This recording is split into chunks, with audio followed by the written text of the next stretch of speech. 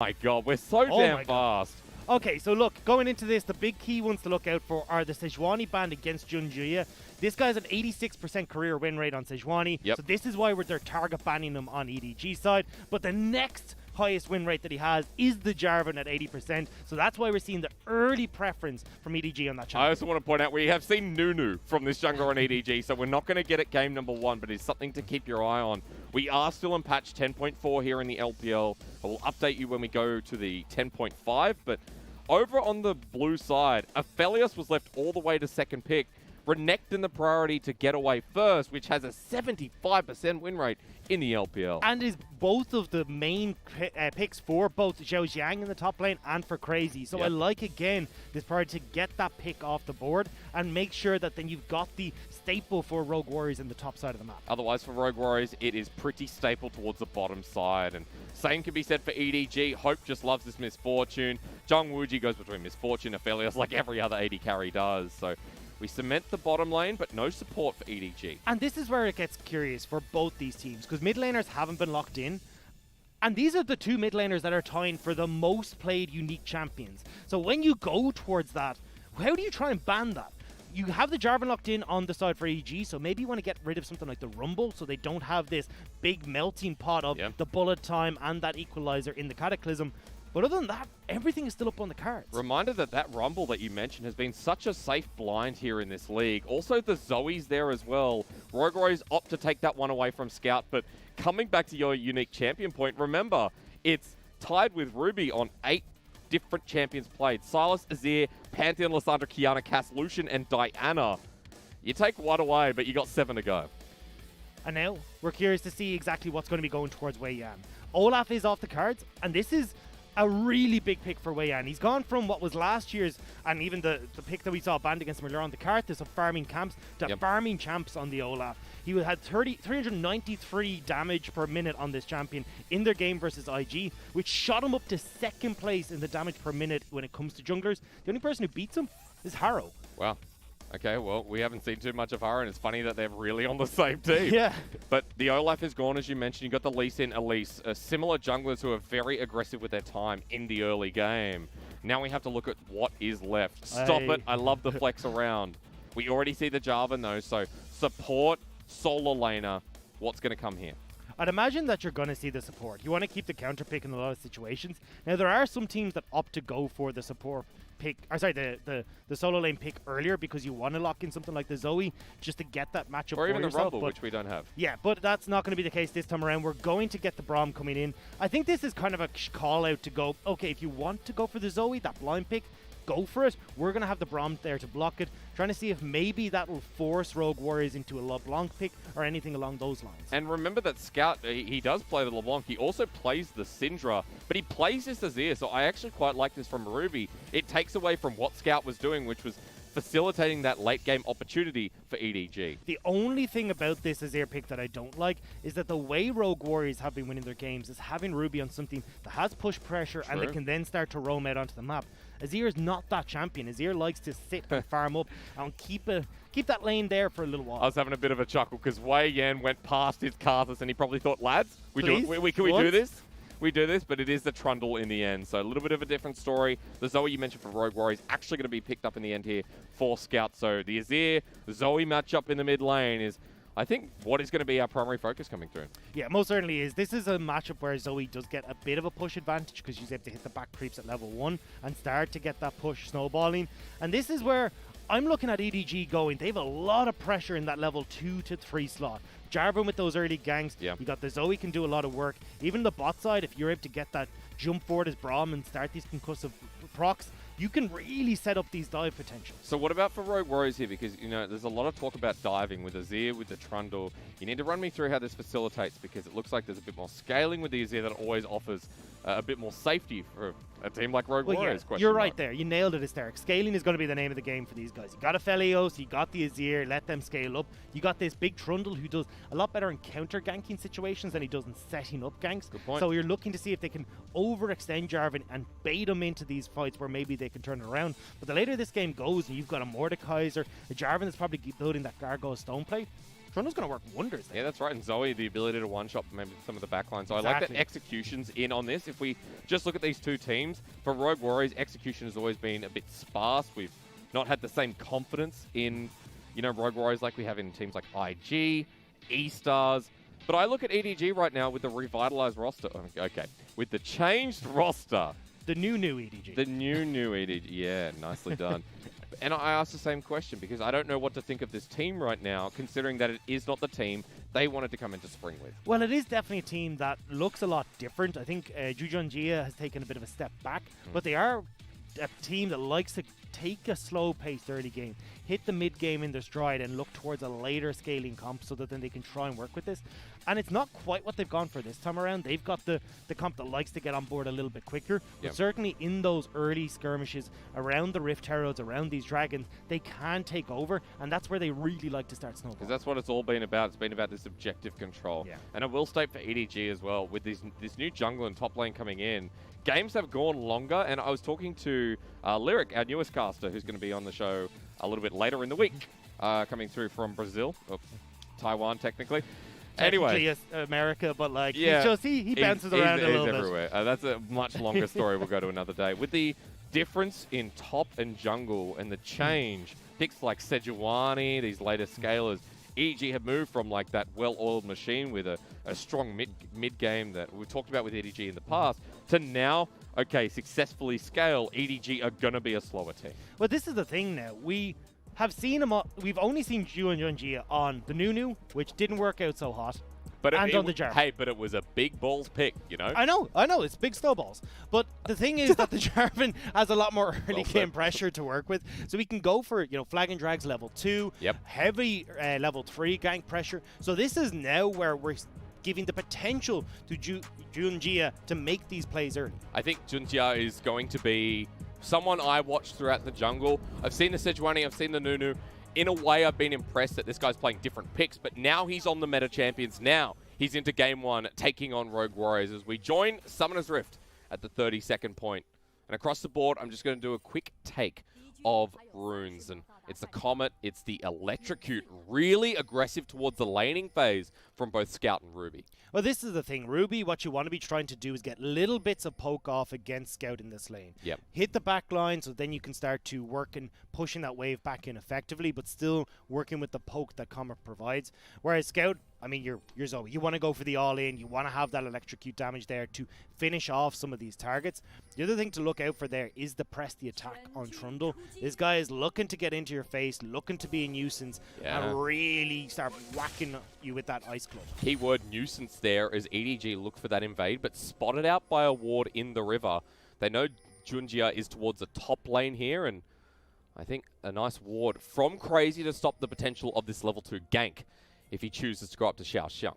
Weiyan's also going to solo start, so they won't have a huge amount of information as to where exactly he's pathing, but they will know he started on the top side. So both these junglers will meet on the bottom side. If we see Junjia go for this full clear, or at least this buff to Gromp clear, or he can stay on top side and potentially look for a level 2 gank on Crazy, who's already started to push that wave. Or even Ruby. Look at the pathing here from Jarvan. He's level 2 and Scout gets poked out. The wave shoving. And Ruby taking this much damage, even though Scout doesn't have Trouble Bubble, the Electrocute, the trade, pushed off of the wave, and a bit of pressure given over to EDG's mid.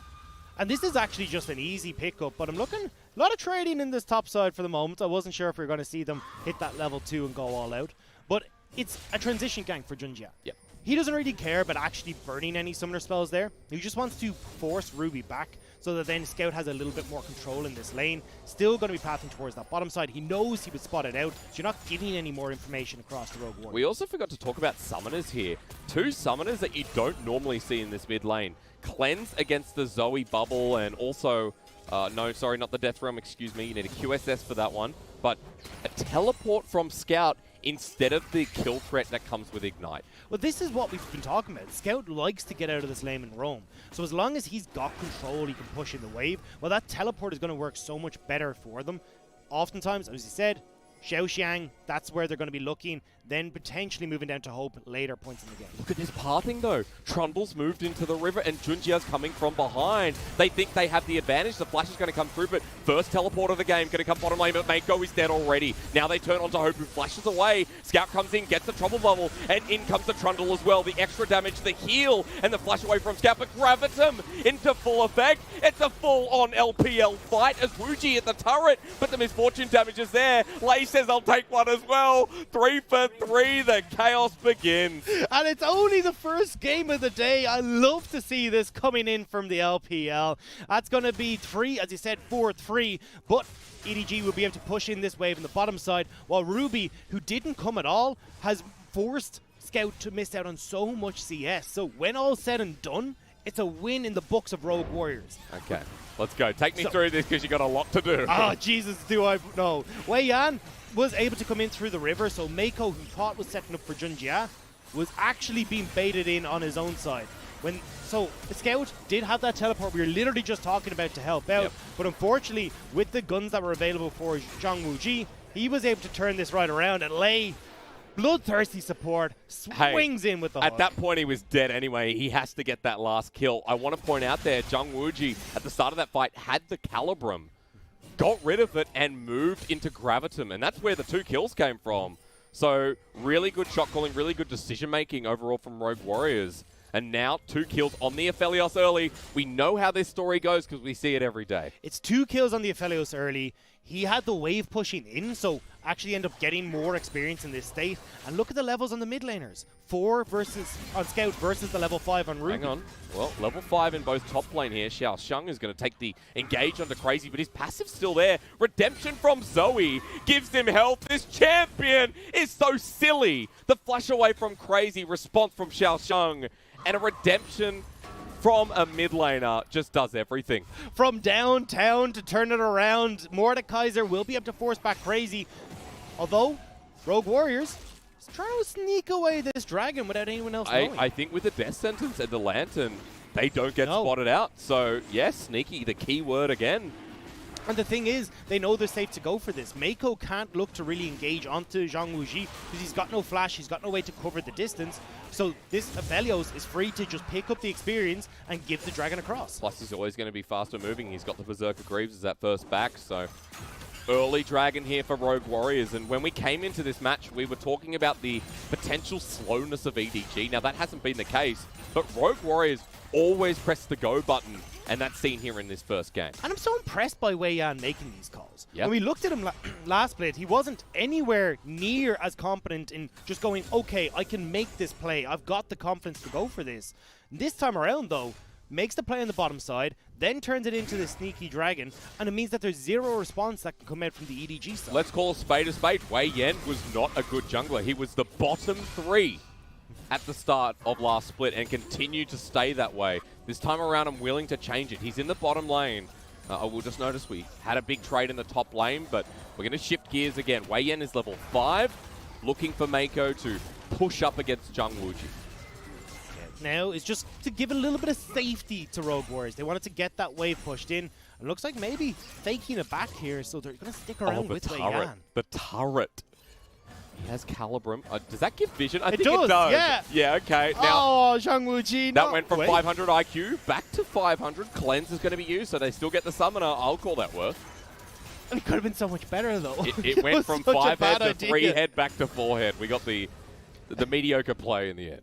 It was a roller coaster of emotions either way.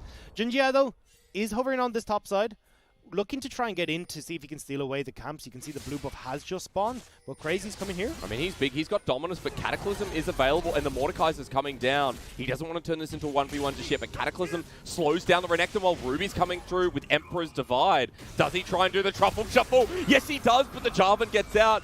Into the Death Realm he goes. The 1 versus 1 working perfectly for Xiaoxiang, but when he comes out in a second, surprise, baby, he's dead. They're still going to look for more, though. Not quite able to get the pillar onto Junjia. And that is so well played by the side of Rogue Warriors. They move Lei out of that bottom side once that play fails, but... Well, is he going to be okay? Good Winter's Bite here. One more hit needed, but Mako, the trade, sent right back. No Severum to heal this one up, but Wuji should be fine for now. will be able to survive for the moment. With Mako going that low, they're not going to overcommit. Now, though, with the advantages that Rogue Warriors have gained on the top side of the map, they should be in control to go for this Rift Herald. It has only just spawned, but with Lei just making his way back to the bottom side, they may be slow on the tempo play if Mako starts to roam straight off the bat. But eyes back up to that Rift Herald. Really good control of vision through Ruby and Wei Yan early. Control ward towards the pit. Trade not going to come through here from Scout, and Ruby just walks out of that one, but with the big item purchase from Ruby in the Stinger, in the Fiendish Codex as well, and with this blue buff, Rogue Warriors still maintain control of pretty much all of Summoner's Rift at this first 10-minute mark. You can see now Mako has been the one to make the first move, but without the Moby boost picked up, whereas they were on Lei, he's now able to get to this fight. Ooh, that was a close one. Now he doesn't have the box available, but he has Flash and Ignite. Wei Yan starts the Herald, but is backing away. EDG are rotating their Zoe into the midst of this as well. Lei gets a nice flay, and Ruby says g'day over the wall. Now, Rift Herald still getting hit.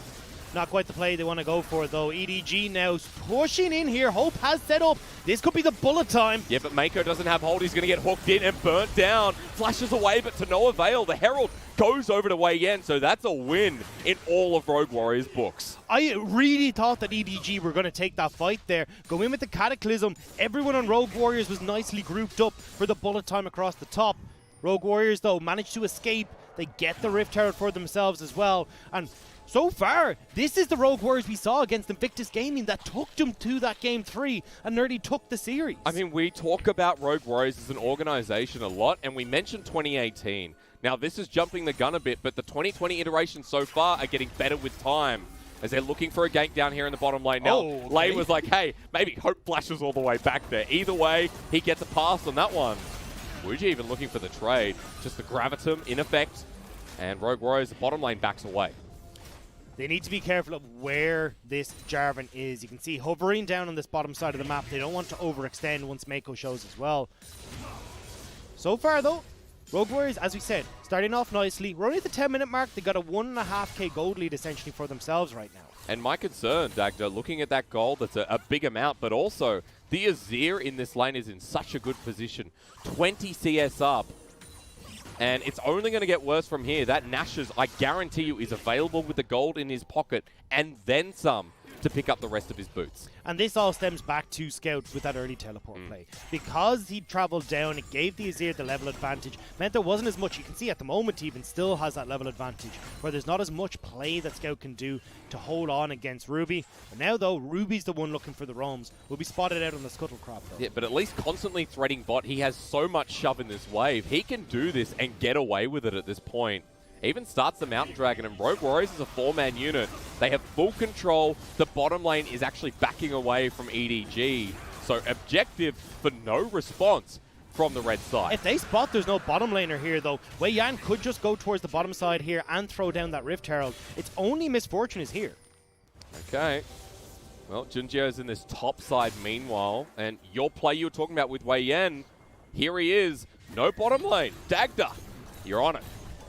This is going to be a case of they'll get at least 4 of these turret plates. Don't think they'll be able to maybe take down the last one quite yet. Well, Hope has rejoined. He has himself the ultimate in his back pocket. At least a bit more gold here from Rogue Warriors bottom lane, so they maintain their distance in that gold gap. But now we're going to have to look for an answer on the top side of the map. Junjia is moving up. They can see the Crazy started to back away from the tower, afraid of the pressure that can come with this 3-man roam we talked about already towards the top side. But good respect, really good respect. And I think a lot of the time when we see the trade patterns across Summoner's Rift, we don't always get this top laner slash bottom lane pull away from the turret and then see, okay, good, we're not going to trade anything. So shot calling has to be heightened again here and talked about from Rogue Warriors' end. I want to bring your eyes, though, Hysterics, to the bottom side of the map. Where am I looking? Your favorite champion. Oh, Season 10. Season 10 in the bottom side of the map. 3 kills plus a bunch of turret plates now picked up. Zhang Wuji is in the best situation he could possibly be to carry this game. Why do you think we keep talking about the identity of Rogue Warriors being around this AD carry and the experienced 2014 support that goes along with him? Well, they always play towards this bottom side of the map. Zhang Wuji has a 70% kill participation. We're not getting time. We're not getting time. Their sentence not going to land. The pillar goes in between 2.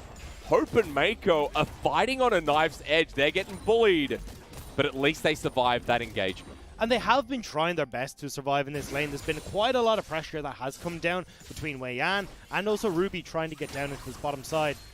Junjia, though, we talked about how strong his Jarvan has been in the past. Began the game looking very good, but now it started to fall off. Worried about what's going to come in from Wei Yan because he's got that ultimate available and can steal all the stats that Junjia has gone for. Seems to be struggling to match the tempo of Rogue Warriors. Wei Yan a level down. Cataclysm available here for the Jarvan, but Junjia says not this time. Just getting some positioning around the Dragon in 2.5 minutes. But at this point, it's not going to mean too much to Rogue Warriors. So they can back away, and they're not giving up anything again. It's the ebb and flow of vision control. You move in at this point to get the deep forwards, so then when you get to that 1.5 point, you can move in again, re-solidify that vision, and look towards the Dragon. They do not want to let Rogue Warriors get onto a third Dragon point. Well, I guess the turret's going to count as vision as well, right? That gives a bit of information to Jung Wooji. Lei's still going to back too, and that's the 3rd or 4th time for Junjia that he's tried to come to this bottom lane or through mid, and he's been spotted out in the process. I don't even know how that fight goes in the bottom lane anymore. You've got the Essence Reaver completed on the Aphelios, not so much there for the Misfortune. So one in the mid lane, you've already got that first item completed. So with that Dragon we were talking about at 1:45, that's a dicey one for them to go for. But a nice bubble here from Scout. He has enough to make a portal jump, but Wei Yan is there waiting. The Azir with Nash's Tooth does quite a lot of work here in extended fights. So EDG going to have to let that one sit for now. A quick look at turret plating while we have a lull in the moment, or the slash action. And yeah, bit to Aphelios, bit to Wei Yan. It wasn't a big turret plating game. It all came off of that play in the bottom lane, though. And now they want to solidify that lead fighting for the Dragon. Ruby? In a good position. They're face-checking this. Mako confident here with the Unbreakable, but there is the Lantern. Oh, Fisher. Ultimate wasted from Mako. That's massive. It means that no longer can EDG contest this Dragon because there's nothing to stop the likes of Crazy or even Wei Yan running down EDG, especially Wei Yan, as we said, with all the stolen stats that he will get. And that threat disengages well from the turret. The first turret of the game about to be taken here from Rogue Warriors. It's only Hope with his ultimate available that can stop it. They succeed for now, but the minions do their dirty work and put Rogue Warriors in that comfortable 1k again. And this is difficult for EDG. Because in theory, they're doing all the things right. Junjia got out on the map early as Jarvan, but unfortunately wasn't aware Wei Yan was sitting in the bush, and EDG were able to turn around that first initial gank. Now they find themselves at a deficit where they are against a team that outscales them, and they haven't been able to find a foothold back in this game. EDG need to find these picks using the Jarvan and the Zoe, and get an opportunity to get a 4v5 around this Dragon. Because EDG's success story, and especially around E-Star, we saw the best of Scout, the best of Hope, and how this team can actually bring us into some good team fighting. And I think the success story with EDG in the past has been around the franchise players. I'm going to pause myself because Mako's running in the Unbreakable first, but I don't think that blocks that much damage. Jarvan's going to go into the backline, and they've found Lei. He's down, but with the Cataclysm there and the shuffle back, Rogue Warriors get a trade. Xiaoshuang comes in with the Death Realm, but Ruby just walks away. The flash back over the wall from Ruby means he survives. And nice little paddle style to come over, but it doesn't land, so Xiaoshuang is left on his lonesome. The 4th kill going over to Jung Wooji. Lei is yet to hit a hook that I've seen so far this game, but it doesn't matter in that situation. He can play. Yeah, he's made the play. He's got it working at least eventually. He will fall for his sins, but it does give Rogue Warriors over the team fight, over the Dragon that we're talking about, and now they're setting up beautifully for this soul point in just a matter of minutes. Yeah, a really quick cloud to come through here. So for Rogue Warriors, with that soul point, we've also got another Herald up there as well. 3 minutes until that despawns. And really good start here, even though you're right, Lei missed the hook. Look, it will be able to turn it around. They're able to disrupt Hope as well. That was something we didn't talk about in Tramp Select, is how successful Trundle is at preventing the bullet time. Because you just pop up that pillar, knocks the Misfortune aside, and they can't follow up. That was the big factor there, where Rogue Warriors may have had lower health bars or even gone down if Hope had managed to get the full channel. I just love that Junjia was like, okay, I've got a good Cataclysm. He gets Emperor's Divided, and then Wooji unleashes an ult into him. But another hook's going to land, and we're going to see Mako caught out here. Wooji has the Gravitum to slow him down the pillars there as well. active, not available. But that pushes them off their Herald, so yet another fight around an objective that goes handedly to RW. And I'm not even sure why EDG attempted to contest that. You've got Scout in the bottom lane, trying to farm up, answer for one of these turrets, but overall, you're giving more control over towards Rogue Warriors. If they're the ones that are allowed to accelerate the pace of this game, well, fantastic. You're going to have this Aphelios up to 3 items very soon. You're going to get this Azir to a point where he's able to take over team fights, and EDG will not have an answer for this. Oh, can't find him out there. Xiaosheng, I believe, tried to pull him to the Death Realm, but the distance was too great in the end. So Ruby just shuffles out of that. And even Crazy, coming back to your point, in the side lane. I mean, it's Renekton in 2 items where he really finds the true core of his damage. Will be unbeatable, especially towards the likes of Xiaosheng. And I love to see Rogue Warriors doing well, because it feels like this is the redemption arc for a lot of these players. Wei Yan, we talked about already, being bottom 3 jungler, now coming into his own on this roster. Ruby as well, coming over from LCK, was on a Freak of Freaks under Kuro, now getting the opportunity to show off his stuff on this scale. He never got to play in the LCK, and that's the big thing. He played in Challengers career over on Battle Comics, VSG as well, with some other big names. But this is his time to shine, his first Premier split. Same with Crazy. Crazy was under Khan over on SKT. These are all people that have studied from great Korean players, and now on this roster, despite the flubs we had in the beginning, are really coming together. But at least Crazy got to play in the LCK under BBQ Olivers back in 2018. But you're right. You know, he did study under a very notable top laner who, funnily enough, is now also in the LPL. They've come over to the best region. Everyone's abandoning ship. And yes, LCK people, I know about the ship, all right? And I tell you what, there's like 2 ships in the LPL. And we're not going to get time to get into that. You're going to have to use your imagination. Xiaosheng is in a lot of trouble. Subjugate's going to be used, but into the Death Realm in this 1v1 right now with the Cinderhulk. Wei Yan can buy a lot of time. He's done the damage. The pillar comes out in real time, and Lei goes in with a magnificent hook and stops Junjia as well. Bullet Time does what it can, but at this point, it's only onto the tankiest members. And Rogue Warriors came for the blood, stayed for the blood, and now they've gotten what they deserve. And they're going to go home with the gold. Able to spend that, put more money in the bank. And unfortunately for EDG, this game is slipping further and further away. Zhou Zhang tries to buy enough time with the Death Realm, but it doesn't give enough. Mako making sure with that Glacial Fissure there's not more blood spilled on the top side of the map. And all Scout can do is look for the side lane at this point. Try and get some gold in the back pocket of EDG again. But 2,000 behind at 20 minutes. Cloud Soul in 1 minute 20 on a Renekton. Azir also on the Aphelios. Like, why not? It's going to be so good for Rogue Warriors in the upcoming fights. So difficult for EDG to stop this as well. Yeah. With the push that Rogue Warriors will have with mid-tower down, fantastic. Push in the lane. We can start to bait towards Baron, have Wei Yan or even Crazy solo that dragon, and then we're in a situation that EDG is slipping behind. They have Subjugate up all the time. You've got Dominus up all the time. The Shuffle is up all the time. How do you fight this team? Banshee's Veil and Cleanse against a Zoe. The ultimate counter at this point for Ruby, who is level 13, who, with those 2 items, is going to be packing a punch. Now, look at Scout. 2 items there as well, so an opportunity.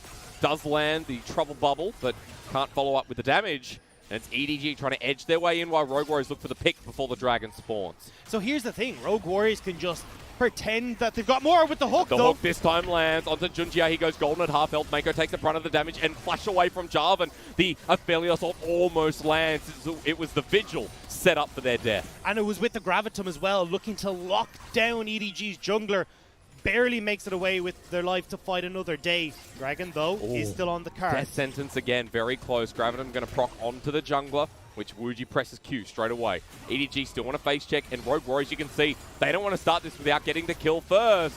And they might have started. Death Grasp onto the Azir, who goes into the Death Realm. He pushes the ult against him. The bullet time and a choke, but it's interrupted into the backline. Crazy sets up that fight so damn nicely. Lei comes in, flashes over with a Death Sentence, and again EDG bitten off way too much. Can't follow this up. And over the wall, Scout will survive, but that was all Crazy all the time. Scaling is on their side. Gold is on their side. Dragon Soul is on their side. Rogue Warriors look primed to take game number 1 of this series.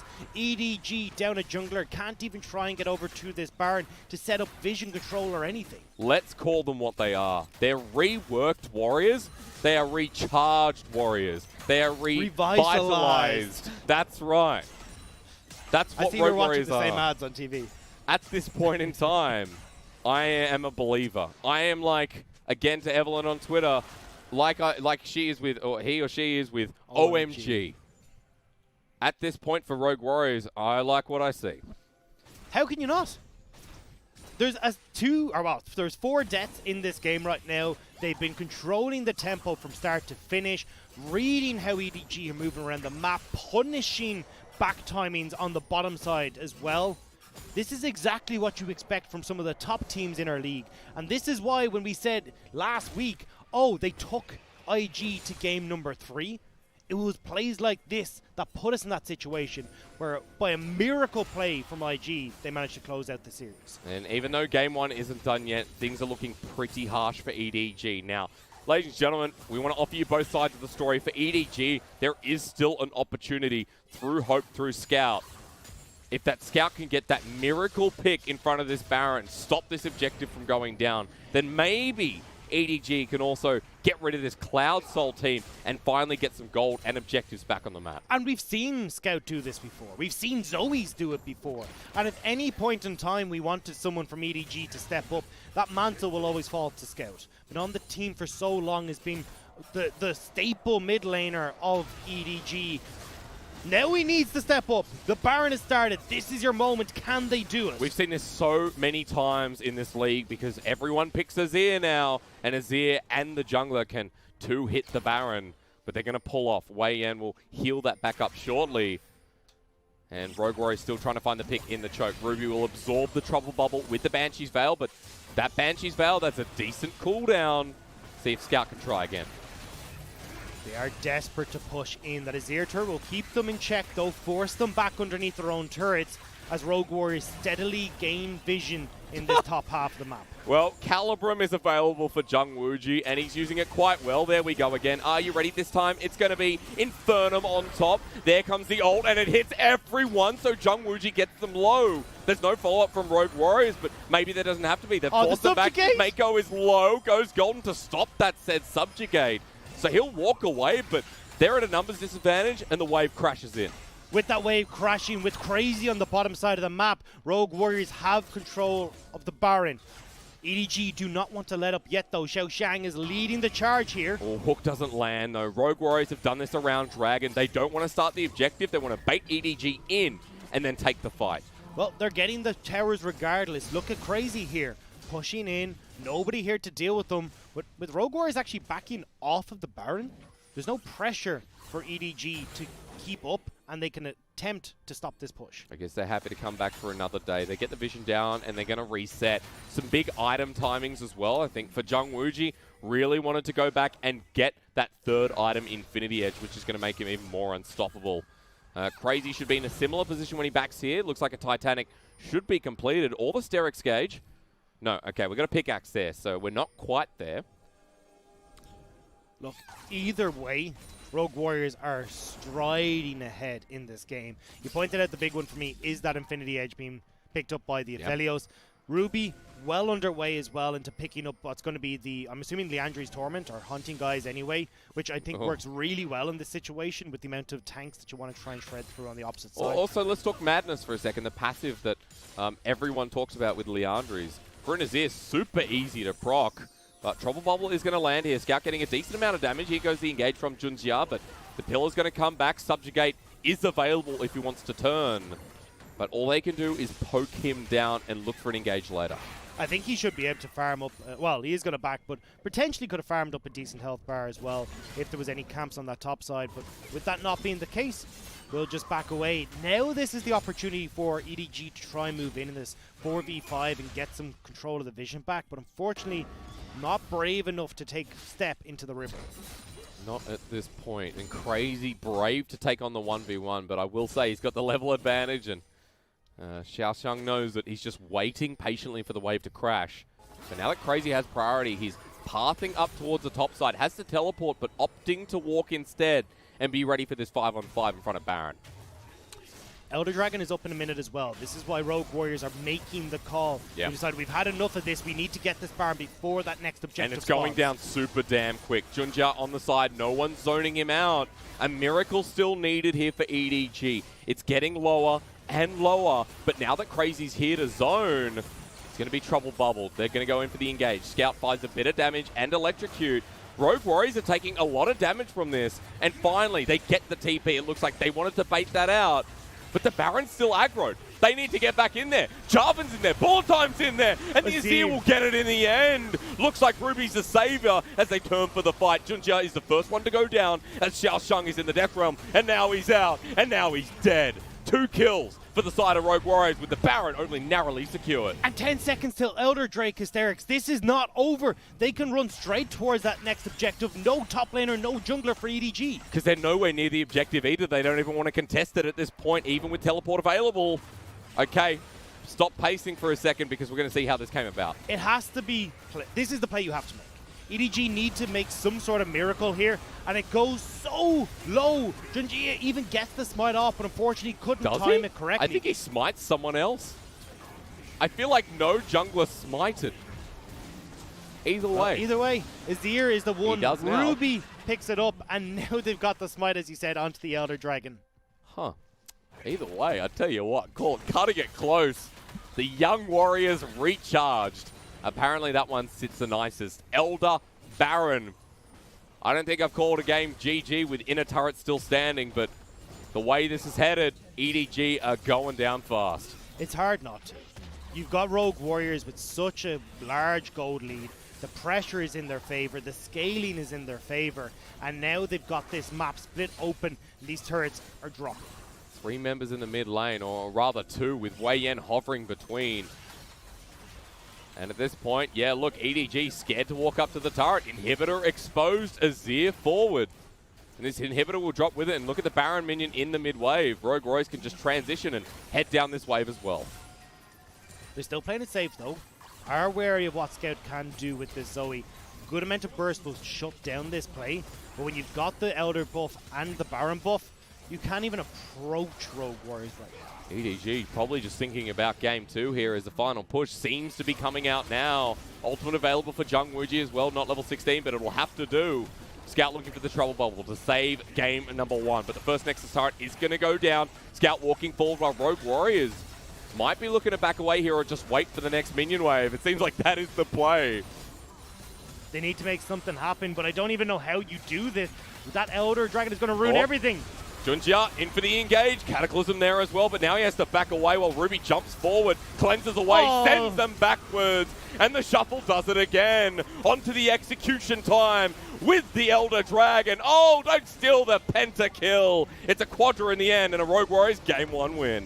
And they turn that back so well. That initial gank in the bottom lane was all they needed to take over this game. That snowball was immense, and Rogue Warriors looking strong. I tell you what, that game 1 tells me that we are going right up the right direction for Rogue Warriors, where we talked them up in their game against IG. They performed here again, and this time wasn't Invictus Gaming they had to go up against. It's an EDG, which has a shattered roster at the moment. And we talked coming into this game about what our expectations would be. This was off screen. But we said we thought this would go to a game 3. We didn't think that Rogue Warriors would come out in such commanding fashion and take over this series. No one did, because Rogue Warriors are expected to be the bottom team. Wei Yan is not a jungler you'd think of for a top-tier spot. Crazy Ruby new in the LPL. Jung Wooji and Lei, sure, a reasonably strong bottom lane, but not stronger than Hope and Mako. I guess we're wrong for game 1. I guess we're wrong for Rogue Warriors, because they put on a bit of a clinic and got both those big dragon, Baron, purple things. Perfect descriptor. Whatever, the thing that stands out to me, though, is when I was prepping for this series, looking at Junji, I was like, this guy's the Trundle player. Maybe they let something through, so then they give something over to Wei Yan, like the Jarvan, maybe pour some onto something similar to Sejuani, and you can take those subjugate stats. I did not think it'd be Wei Yan bringing out this Trundle, nor playing it to such perfection. But I can tell you one thing I know for sure. Renekton was already like 25-7 or something crazy with a 75% win rate. It's going up. It's going up. Crazy. sends this champion sky high. And I don't know what to say. I think we're seeing more of Ruby too. I think the Korean solo laners that I expected would take time to develop over the split are already showing signs of brilliance earlier on. But it's the way that these guys are playing the map. We don't see them on the screen very often. Crazy's off working a side lane. Ruby as well realize, hey, look, I don't actually need to roam down to this play in the bottom lane. We've got this. I'm going to shove in and make sure Scout's losing out as much as possible in this play. Now, it turned out to be the best call possible because he gets the level advantage. No longer can Zoe push this Azir in or even really contend on the wave with them. And now this Azir is in a great spot. Because of the kills that went over, Greater Aphelios is in a great spot. This is all coming up Rogue Warriors. Yeah, the extra bit of turret plating gold on top of that, I think, was a really key factor. But decision-making, you wouldn't call a strength of Rogue Warriors up until now. Up until now, because this was really coordinated out of, again, meant to be a bottom-tier team. I can't state that enough because Rogue Warriors are meant to be. What did you rank them? What did you rank them? They were low on mine. I did 16th or 15th or 16th. Yeah, because I always look at old school with Rogue Warriors where, you know, they come in second, you've got the likes of Doinby on the roster. I'm like, this is where we want to go back Those to. were the days. But now we're starting to see, I mean, Korean mid laner coming in, starting to look like good. I mean, maybe we're putting our foot in the right... recipe's there for a reason. It works for